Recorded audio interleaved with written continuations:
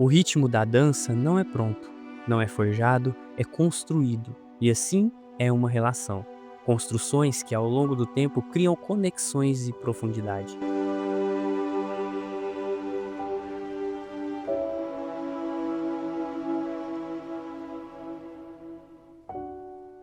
Segundo Susan Johnson, em seu livro Teoria do Apego na Prática, a autora explana que relacionamentos seguros literalmente criam a percepção de um mundo mais seguro.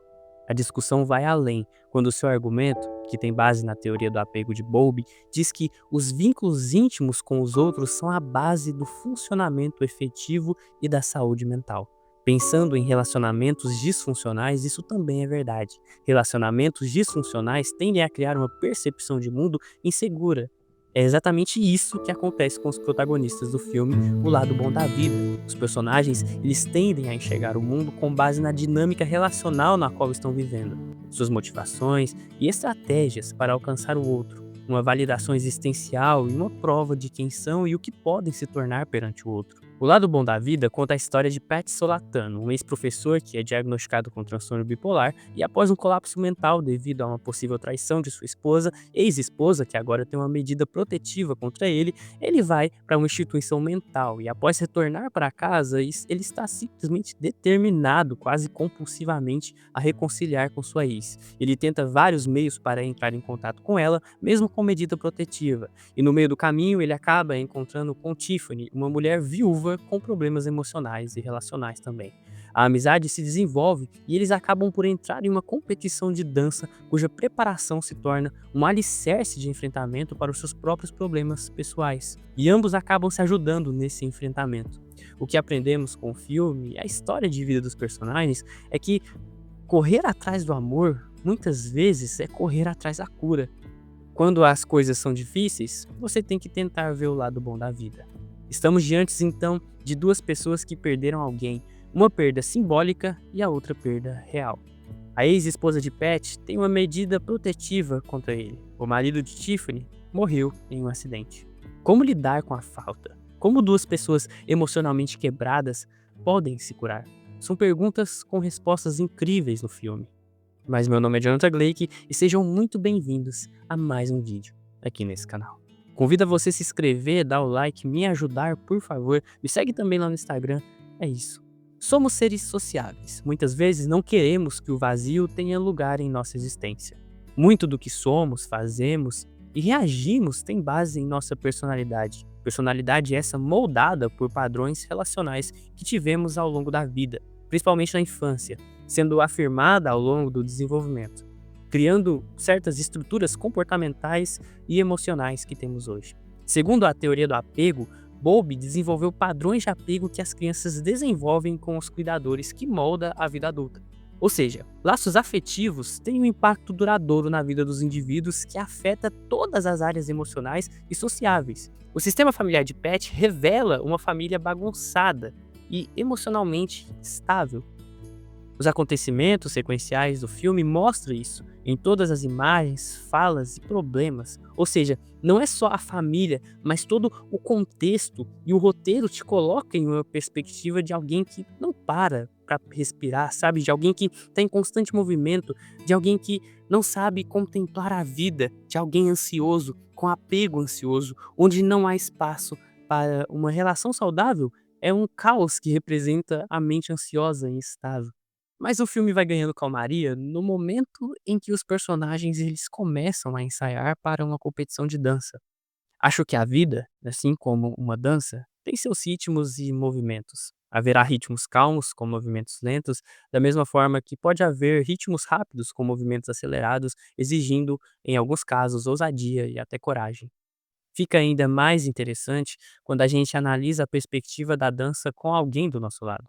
Os relacionamentos são como o tango, que é uma dança cujos passos são improvisados, que necessariamente exige dos dançarinos uma conexão.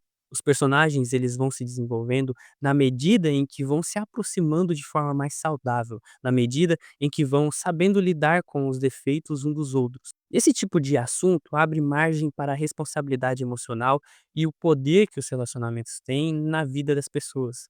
Podemos ser luz ou trevas na vida de alguém. Se estamos em movimento rítmico perante o outro, perante a nós mesmos e a vida, estamos saudáveis. Mas e quando esse movimento para?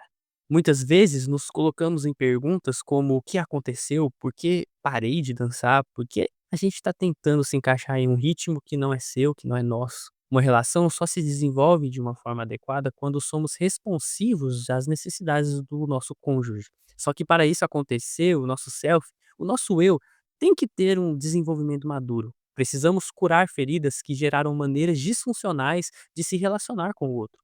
Quando experimentamos um apego seguro, a nossa visão de mundo, de si mesmo e do outro pode mudar de uma forma positiva. Um casamento saudável pode, por exemplo, transformar o apego de uma pessoa, passando de uma insegurança a uma segurança e estabilidade emocional. Da mesma forma, o contrário pode acontecer e o apego inseguro de uma pessoa pode destruir a relação. Essa é a complexidade das relações.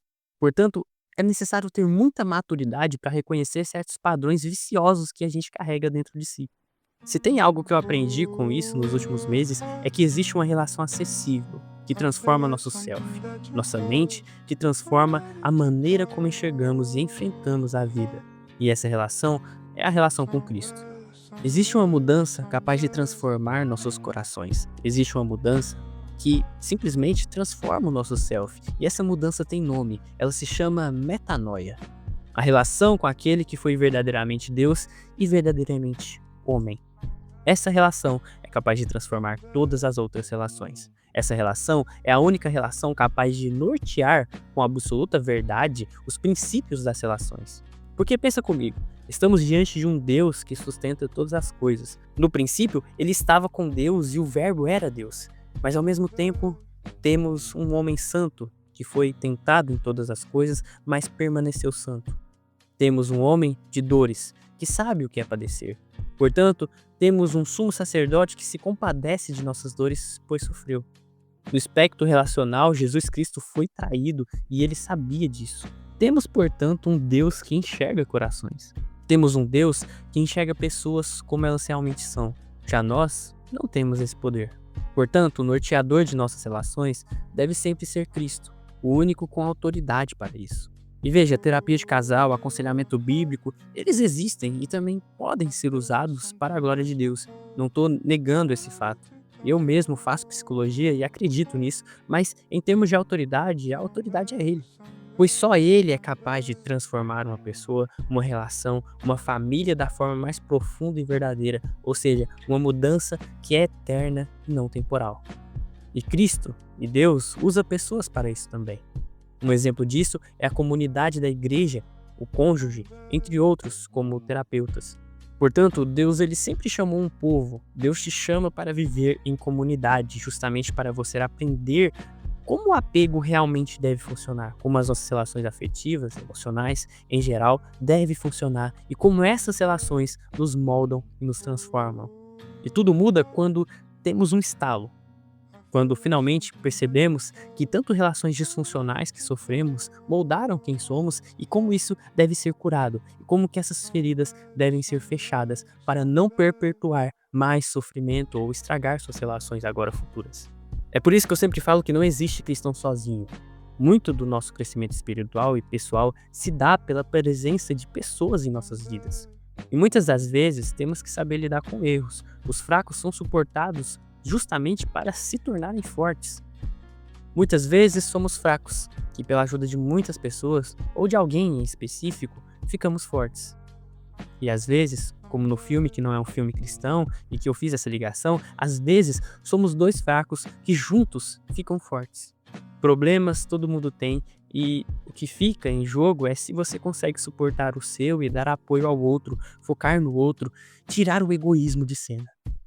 No fim, olhar para o lado bom de uma situação é sempre olhar para a cruz. Excelso, no fim, é Cristo. Excelso, no fim, é aquilo que mantém uma relação. É aquilo que, mesmo em meio a dores, mesmo em meio a sofrimentos, seja relacional ou da vida em geral, é Cristo, é a cruz. Pois é nele que se encontra a nossa verdadeira esperança. Talvez você só descubra o que realmente é amar alguém de verdade quando você encontra alguém que merece esse amor e que está disposto a receber esse amor. Mas para isso acontecer, você também tem que estar disposto E, em certa medida, você também tem que saber ser vulnerável. O passado, portanto, não tem mais poder, pois agora os nossos olhos estão voltados ao Excelsus, estão voltados a Cristo.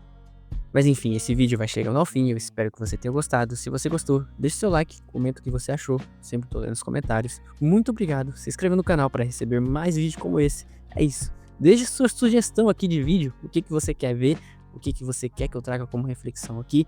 É isso, muito obrigado e fui.